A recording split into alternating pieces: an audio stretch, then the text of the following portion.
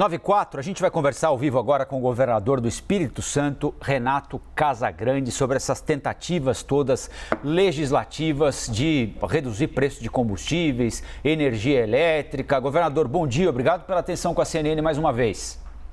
Bom dia, Rafael, bom dia, Stephanie, bom dia a quem está nos acompanhando. Governador, nós temos o projeto aprovado pela Câmara que estabelece aquele limite, 17% de cobrança de ICMS. Agora há pouquinho a gente mostrou aqui que o relator no Senado já fala em um fundo de compensação aos estados e municípios, consequentemente, né, que terão ou podem ter perda de receita a partir disso. O presidente disse que é contra, que vocês estão com os caixas abarrotados. Dá para encontrar saída para tanta opinião divergente? Qual é a sua, governador?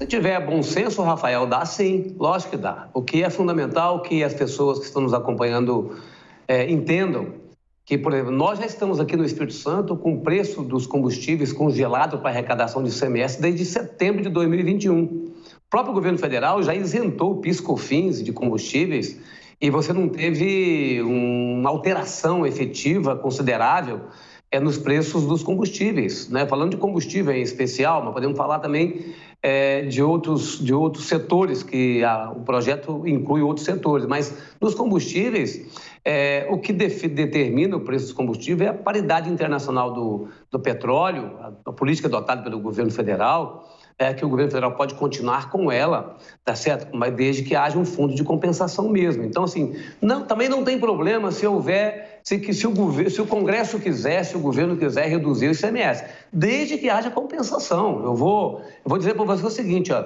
nós no Brasil vamos perder em torno de 85 bilhões de reais de ICMS. Aqui no Espírito Santo, que é um estado pequeno, nós vamos perder, governo do estado e governos municipais, 2,5 bilhões no estado que tem um orçamento aqui de 21 bilhões de reais. Então, assim, não tem problema tomar qualquer decisão, só que não pode haver uma decisão que cause um impacto tão grande, porque não vamos achar que tirar do governo do estado do Espírito Santo 1,8 bilhão de um dia para o outro, de um mês para o outro, não vai impactar política na educação, políticas na saúde, nas obras de infraestrutura. Então é importante que a gente compreenda isso. E nós vivemos numa federação. É natural que o Senado agora, né, possa cumprir um papel essencial e exponencial, e a tarefa do Senado de buscar uma posição que seja equilibrada, mediana, né, que os governos estaduais possam continuar dando a sua contribuição para reduzir impacto nos preços dos combustíveis, mas que a gente ache um caminho definitivo.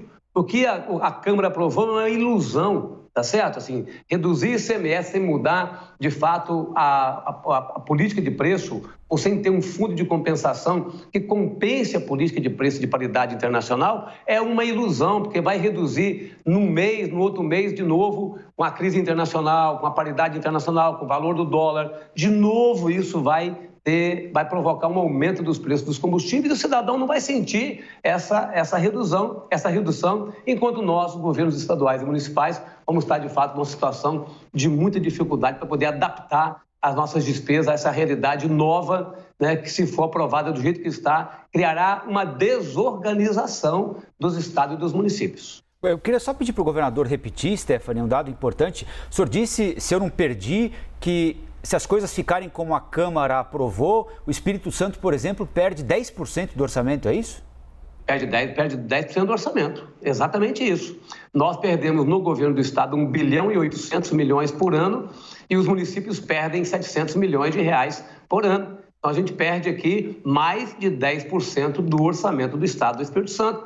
Isso tem impacto na educação, tem impacto na saúde, né, tem impacto nas obras de infraestrutura, nas políticas de assistência social. Então, por mais que os estados, né, neste ano, no ano passado, tenham tido um crescimento da receita, é um crescimento de receita inflacionária, tá certo? Assim, isso não é permanente, você vai tomar uma decisão permanente de redução de receita, né, num momento de conjuntural favorável ao crescimento da receita. Nós estamos tendo um crescimento da receita agora que é provocado especialmente, né, pela inflação. A inflação gera aumento de receita. O valor do petróleo também gera aumento de receita para alguns estados, mas isso não é permanente. Então, assim, eu repito, não tem problema reduzir o percentual de ICMS desses setores, desde que haja uma compensação para que não haja efetivamente desorganização das contas públicas. Se houver essa aprovação, os estados e os municípios vão descumprir a lei de responsabilidade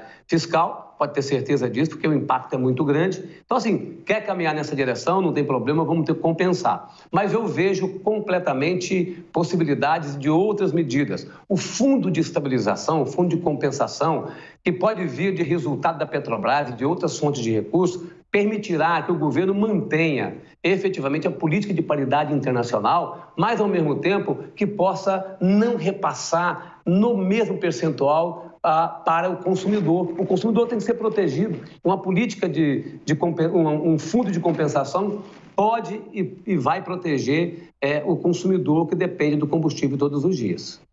Pois é, governador, mas qual seria esse meio termo, assim, né? Porque do outro lado, no governo federal, quem acusa, né, os governadores de estarem sendo muito rígidos aí nos seus desejos, diz que mesmo com esse aumento da arrecadação, um fundo de compensação, né, esse gatilho na proposta de compensar os estados financeiramente pelas perdas, não traria a vocês nenhuma espécie de prejuízo, portanto, vocês não estariam ajudando a chegar nesse meio termo enquanto essa arrecadação está maior e que continuariam com os cofres abarrotados, segundo palavras do próprio presidente Jair Bolsonaro. Enquanto isso não acontece, enquanto a gente tem combustíveis nos preços que estão no mercado internacional, aqui internamente, qual seria esse meio termo? Até que ponto os governadores estariam dispostos a ceder da sua cota realmente da arrecadação? Os governadores já estão contribuindo e podem contribuir mais. Eu já disse, o valor de ICMS cobrado sobre o preço de combustível aqui no Espírito Santo. Fomos o primeiro estado a congelar o preço de ICMS, do valor do combustível, a cobrança de ICMS, desde setembro de 2021. E desde novembro de 2021, os preços estão congelados. Então, o ICMS está incidindo aqui no Espírito Santo no valor de combustível de setembro de 2021 e o ICMS está incidindo nos demais estados desde novembro de 2021. Então, já tem uma contribuição. Mas podemos fazer uma contribuição maior? Podemos sim, tá certo? É possível que o Senado possa construir, de fato, um preço médio de mais longo prazo, para a gente poder manter esse congelamento por mais 1 ano, 2 anos, tá certo? Nos valores dos combustíveis. Então, é possível sim a gente achar caminho. Então, assim, nós já estamos dando uma contribuição. Agora, o debate ele é falso, é ilusório, como eu disse, assim, você fazer a redução de ICMS sem mudar a política de preço, sem ter o fundo de compensação, você não quer mudar a política de preço, que eu concordo que a política de preço deve ser mantida, tá certo? Então faça o fundo de compensação, porque aí vai entrar essa parte do congelamento dos governadores, né, dos estados, vai entrar a parte do resultado da Petrobras, que é grande, tá certo? Para a gente poder fazer esse fundo e não repassar para o consumidor toda a correção de preço do petróleo. Governador, o nosso analista Gustavo Uribe quer fazer uma pergunta para o senhor também. Oi, Uribe. Bom dia, governador. Obrigado pela entrevista. Governador, o senhor falou que são medidas paliativas, é isso que se está discutindo no momento, com o aumento do barril de petróleo e também a valorização do dólar. Que medidas o Brasil pode adotar, não neste momento pré-eleitoral, mas no futuro governo eventualmente, para resolver esse problema? Seria mudar a política de preços da Petrobras ou realizar uma reforma tributária séria para que este problema não se repita no país? Acho que as duas coisas podem ser feitas. Assim, como tem uma polêmica em torno da medida da política de preço da Petrobras, tá certo? Isso para a empresa é ruim, uma empresa importante como a Petrobras, você tem esses dois caminhos que você disse, tá certo? Uma é, de fato, uma reforma tributária que possa tratar do ICMS de forma mais ampla, geral, né? E que bom a gente lembrar, você me lembrou uma decisão já tomada pelo Supremo Tribunal Federal, de que a partir de 2024 já existe a aprovação da seletividade para a energia elétrica e para telecomunicação. Então, a partir de 2024, nenhum estado poderá cobrar um percentual, uma taxa de ICMS acima da taxa básica. No meu estado é 17%, em alguns estados é 18%, mas a partir de 2024.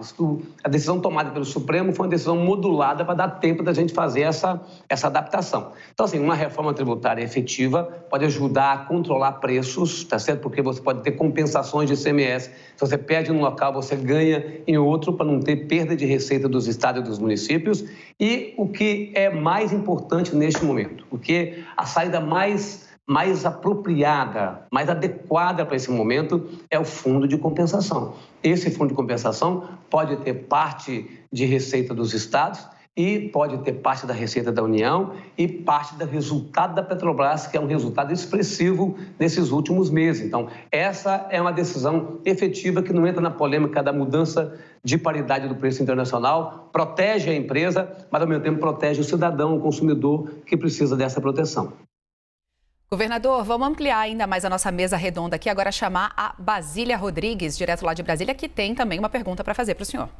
Oi, tudo bem, governador? O senhor já foi durante muito tempo senador aqui, esteve mais próximo de nós jornalistas aqui em Brasília. A gente vê que este problema agrava o impasse entre governo federal e governos locais. Vocês estão apostando na ideia do fundo, mas o governo federal não quer nem saber. Fundo de equalização, de compensação, então fica realmente faltando uma peça para fechar esse jogo. O senhor acha que o pagamento de um programa de subsídio pode ser a solução, ainda que paliativa, diante deste cenário? Na hora do amém, amém mesmo, o que o senhor acha que, no fim das contas, vai sair de toda essa discussão? Olha, eu confio muito no Senado. O Senado é a casa da federação. Eu tenho convicção de que o bom senso predominará no debate ali no Senado. Já teve a reunião do presidente Rodrigo Pacheco, outros senadores com os secretários de Fazenda. O presidente disse que convidará também os governadores para alguma reunião. Tem muita fé, não está marcada, mas eu tenho muita fé que vai ter essa conversa e a gente vai buscando um caminho. A prática do governo do presidente Bolsonaro é uma prática de enfrentamento federativo desde o início. E nunca, nem na pandemia, nem nesse assunto do ICMS, dos combustíveis, preços dos combustíveis, em nenhum momento o governo chamou os governadores para a gente sentar à mesa e acharmos um caminho. Sempre foi um processo de disputa neste assunto, pandemia e outros assuntos. Então, assim, eu não acredito que por parte do governo federal você tenha um lançamento de um ambiente, de um tapete para a gente poder percorrer por ele e acharmos um caminho. Mas eu acredito que o Senado possa fazer isso, cumprir a sua tarefa, porque nós não estamos tratando aqui de uma disputa política. Nós estamos tratando aqui de políticas públicas. Você vê que ontem à noite foi publicado um documento do Fórum dos Secretários Estaduais de Educação, que a educação perderá pelo menos 21 bilhões de reais em política da educação. E assim na área de saúde. Então, não estão tratando simplesmente de uma disputa entre quem é a responsabilidade pelos valores dos preços dos combustíveis, da energia elétrica, do transporte e telecomunicação. Nós estamos tratando aqui de políticas públicas que precisam ter continuidade para a gente poder prestar serviço à sociedade. E a gente tem caminhos. Se não houvesse caminhos, tudo bem, a gente poderia, até assim, o único caminho é esse, então vamos seguir em frente. Mas nós temos caminhos. E por mais que o governo federal rejeite o fundo de compensação, é o caminho e é a proposta mais adequada para a gente poder implementar numa hora como essa. Governador, queria agradecer a presença do senhor aqui na CNN. Antes de encerrar, só queria fazer uma pergunta ao senhor sobre política, porque o Espírito Santo tem sido tratado como um dos pontos mais difíceis, ou um dos pontos difíceis para uma negociação definitiva e nacional entre o PT e o PSB, partido do senhor, não é? O senhor quer o ex-presidente Lula no seu palanque em troca da desistência do senador Fabiano Contarato, na disputa aí no Espírito Santo? Olha, Rafael, nós vamos estar tratando das questões eleitorais a partir de julho. Até 2 de julho eu posso, de fato, exercer minhas tarefas de governo e não entrei efetivamente num debate público sobre o processo eleitoral. Mas o PSB e o PT conversam nacionalmente, já fecharam um entendimento nacional. Nós aqui no Espírito Santo também tratamos das questões da política local, então estamos conversando, não tem nada que se possa fazer de cima para baixo, a gente tem que sempre fazer um processo de construção. Então o PSB, que terá projeto no Estado do Espírito Santo, e o PT, que quer ter projeto no Estado do Espírito Santo, estão dialogando e eu tenho plena convicção que a gente pode chegar, de fato, a um consenso em torno dos projetos aqui no Estado. No Brasil já chegamos, mas também temos chance de chegar em processos comuns aqui no Estado do Espírito Santo. Governador, muito obrigado pela entrevista aqui para a CNN mais uma vez. Bom trabalho e até a próxima. Muito obrigado. Um abraço para vocês.